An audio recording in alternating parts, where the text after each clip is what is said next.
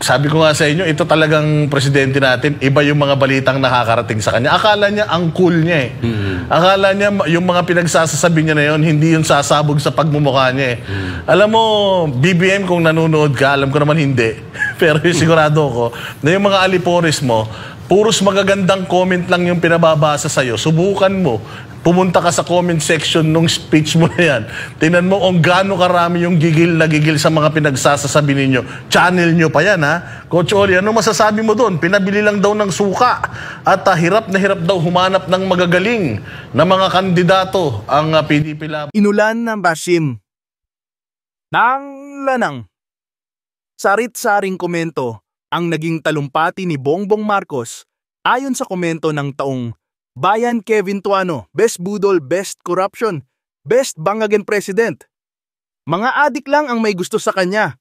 Alam ng mga tao, hindi kami mabudol. Basahin mo naman ang mga comment para malaman mo. Dagdag naman ni Patsy Balain. I'm sorry but I totally do not agree. PRRD handled the pandemic the best way he could. My husband is an OFW and we are forever grateful to his administration. Kung wala siya, I don't think anybody could ever do it like what he did.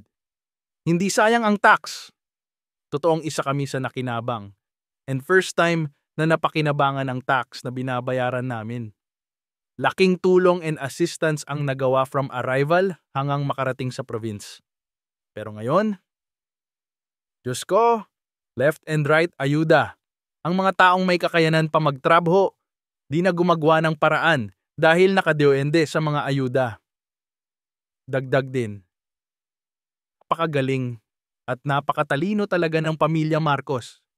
Tunay na mayroong malasakit, masipag, hindi magnanakaw, mapagmahal, at higit sa lahat bangag at may sayad.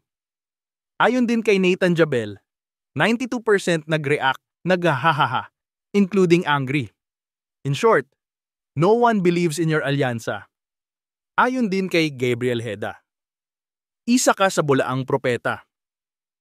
Alam mo naman pala ang issue sa West Philippine Sea, bakit hindi ka gumagawa ng aksyon? Ang dami mong salita, kulang ka naman sa gawa. Dami mong napaniwala sa 20 pesos na bigas mo. Pero hindi lahat ng Pinoy ay maniniwala sa iyo dahil kaming magmulat sa katotohanan ay hindi na muling pipikit. Hindi kami mabubulag-bulagan na natuliwalaan at magbibingi-bingihan na lang sa mga nakikita at naririnig namin sa ating bansa. Ang Taga Mindanao, si Manny Pacquiao ng Bukidnon. Ang mga Marcos, billion-billion, trillion-trillion ang corruption. Tapos ibubuto natin. Talagang ang talino natin.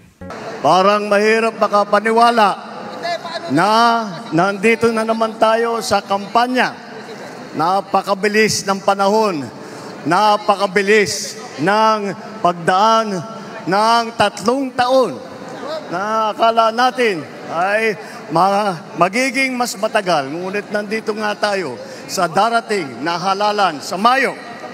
At sinimulan po natin ang aming national campaign kagaya ng dati dito po sa ating minamahal na lalawigan ng Ilocos Norte. Andito po ang aming ipinagmamalaki na mga kandidato para sa Senado. Ngunit, bagamat nakatuon ang pansin natin sa ating mga kandidato para sa Senado, huwag po natin kaligtaan ang halos 18,200 na local executive na ating ihahalal sa Mayo. Nabanggit ko po ito dahil may pagmamalaki ng alyansa na kami lang ang may kumpletong ticket mula sa senador hanggang sa sangguniang bayan ng pinakamaliit na bayan ng buong Pilipinas. At hindi pangkaraniwan ang mga aming kandidato. Hindi po kagaya ng mga nakikita natin sa mga iba't ibang partido. Hirap na hirap makakuha ng kanilang mga miyembro. Ang aming pong ipinagmamalaki at pinaglalaban ay subok na at matagal nang nagseserbisyo sa publiko. Hindi po ay naaawa rin po kuminsan sa ating mga katunggali dahil nagmamakaawa para makakuha ng mga malalakas at magagaling na kandidato. Di tulad ng iba, karampot lang ang kandidato. Dito po, buo kami.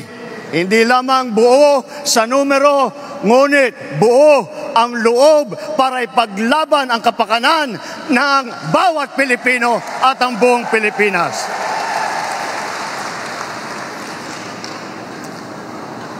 Kaya naman,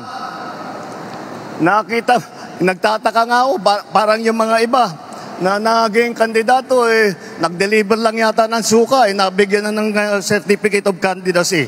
Dahil wala ang ikukumpara sa ating mga kandidato. Kung ihahambing natin sa mga napulot nila, ang ticket natin mula sa Senado hanggang Sangguniang Bayan ay mga leader na subok sa serbisyo. Magandang record na pwedeng ipagmalaki kahit kanino.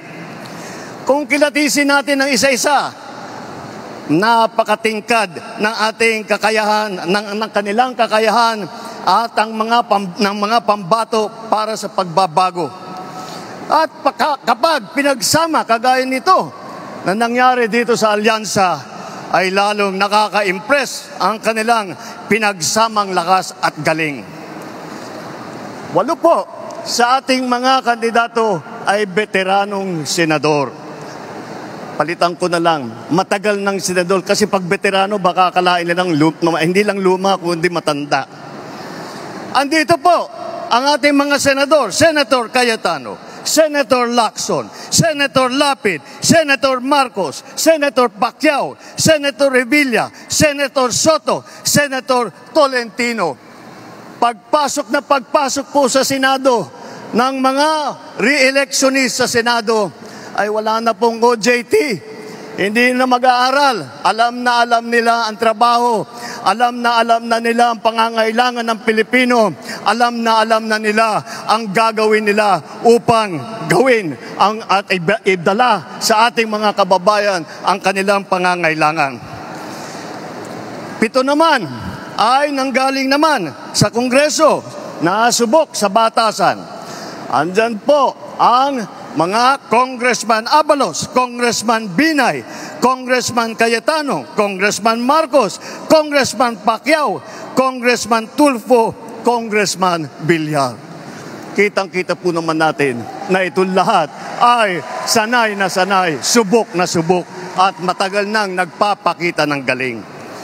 Hindi na bagito sa pagpanday ng mga batas. 4 ang nagsilbi sa kabinete, humawak ng cabinet rank na posisyon.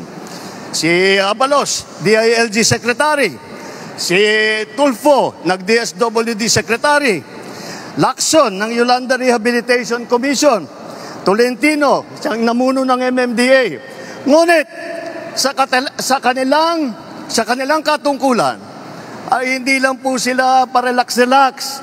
Tingnan nyo po ang kanilang mga record at makikita po ninyo na sila ay nakagawa ng magandang pagbubuti para sa kanilang mga kagawaran.